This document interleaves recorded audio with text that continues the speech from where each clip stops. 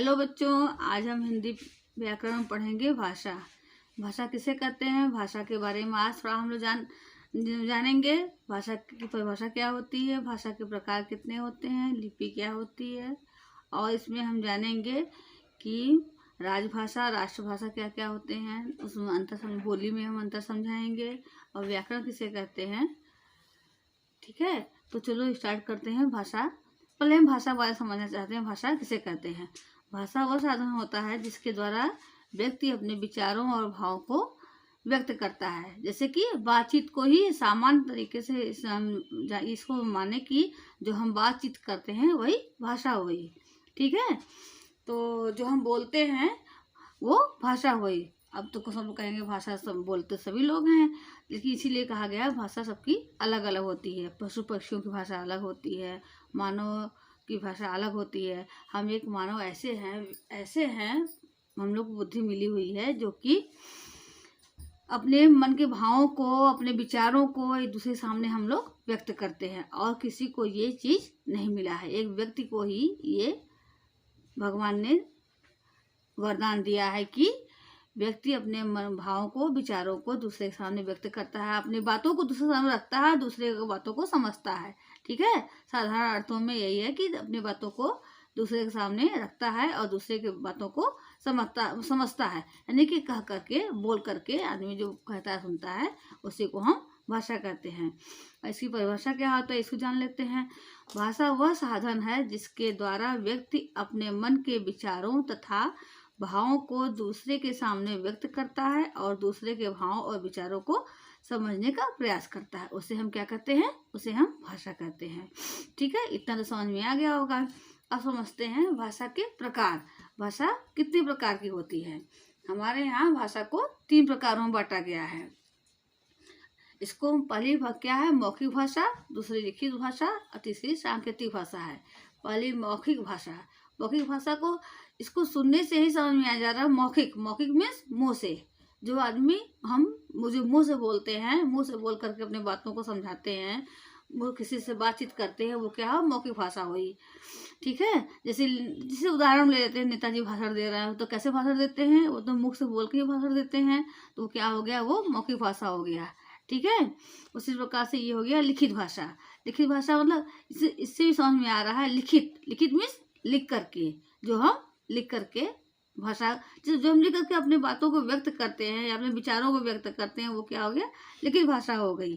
ठीक है, तो जैसे कोई लेटर लिखना या फिर कोई बुक जो लोग लिखते हैं वगैरह वगैरह, जिससे लोग लिखते हैं, उसको हम लोग लिखित भाषा में प्रयोग करते हैं। और सांकेतिक भाषा सबसे बड़ा उदाहरण तो इसका एक, जो लोग मूक बधिर लोग होते हैं, एक दूसरे से बातें करते हैं, वो संकेत के द्वारा बात करते हैं। बहुत से ऐसे संकेत बने होते हैं कि जैसे सड़कों पे चलो तो उसमें लिखा था साउंड यहाँ नहीं करना है, और जेब्रा क्रॉसिंग वाला संकेत बना रहता है, और जहाँ विद्यालय वगैरह होते हैं वहाँ भी दिखाया जाता है कि बच्चे जा रहे हैं तो गाड़ी को धीरे में चलाइए, या फिर यू टर्न होना होता है। ये सब क्या हुआ? सब सांकेतिक भाषा हो गया।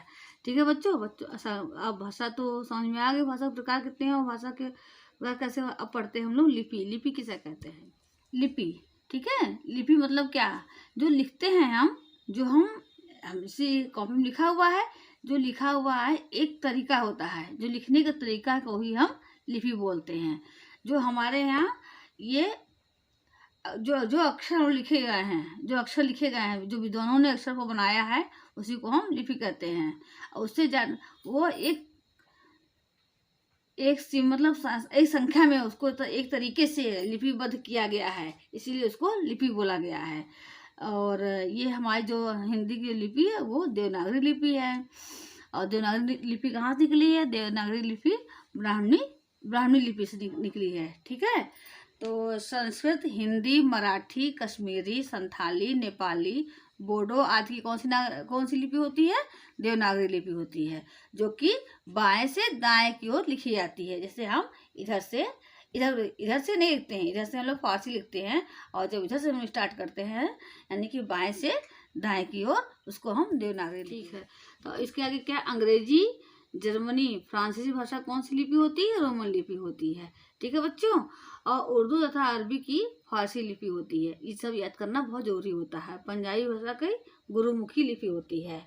ये इम्पोर्टेंट होता है, इसको याद करना जरूरी होता है। मेन तो हमारी भाषा जो हिंदी भाषा की लिपि है, देवनागरी लिपि, उसको सब लोग अच्छे से याद करिएगा। ठीक है। राष्ट्रभाषा क्या होती है?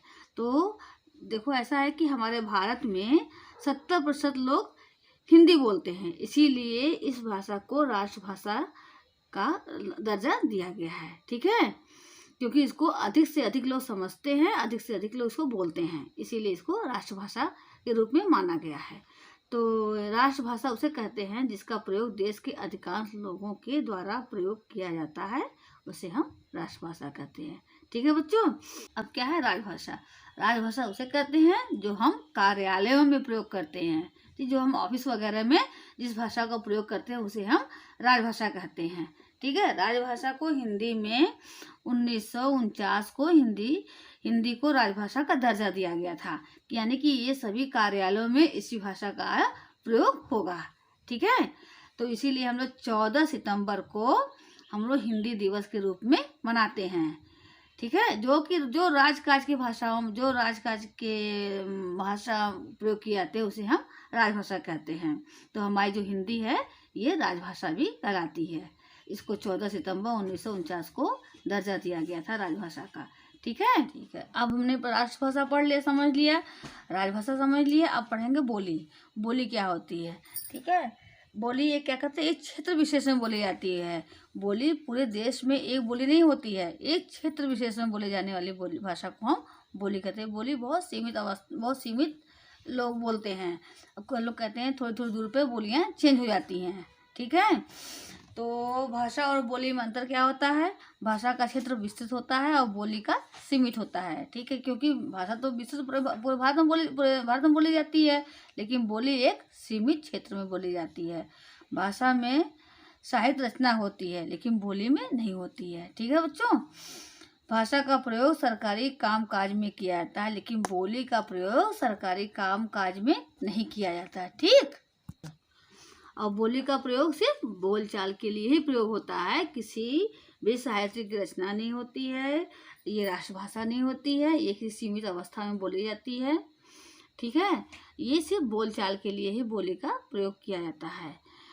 अब हम पढ़ेंगे व्याकरण। व्याकरण किसे कहते हैं? व्याकरण मतलब जो हम लोग बोलते हैं वो शुद्ध, जो लिखते हैं, जो बोलते हैं, उसको वो शुद्ध होना चाहिए, अशुद्ध नहीं होना चाहिए, क्योंकि वही व्याकरण हमारे भाषाओं को शुद्ध करता है। ठीक है। जो हम लिखते हैं, पढ़ते हैं, उसको शुद्ध करता है। भाषा को शुद्ध रूप में लिखना तथा पढ़ना व्याकरण के द्वारा किया जाता है। ठीक है। कहीं भी कोई व्याकरण के द्वारा ही हम अपने भाषा को शुद्ध करते हैं। ठीक है। अब हम व्याकरण समझ गए। व्याकरण क्या करता है कि भाषा को शुद्ध लिखना और पढ़ना सिखाता है। अब पढ़ेंगे व्याकरण के भेद। व्याकरण के कितने भेद होते हैं या कितने प्रकार होते हैं? वर्ण विचार होता है, दूसरा शब्द विचार होता है, तीसरा वाक्य विचार होता है। ठीक है। हमको लगता है कि आपको भाषा बहुत अच्छी तरह समझ में आ गई होगी। भाषा, बोली, लिपि सब अच्छे समझ में आ गई होगी। तो हम अगले वीडियो में मिलेंगे। वर्ण विचार हम लोग पढ़ेंगे।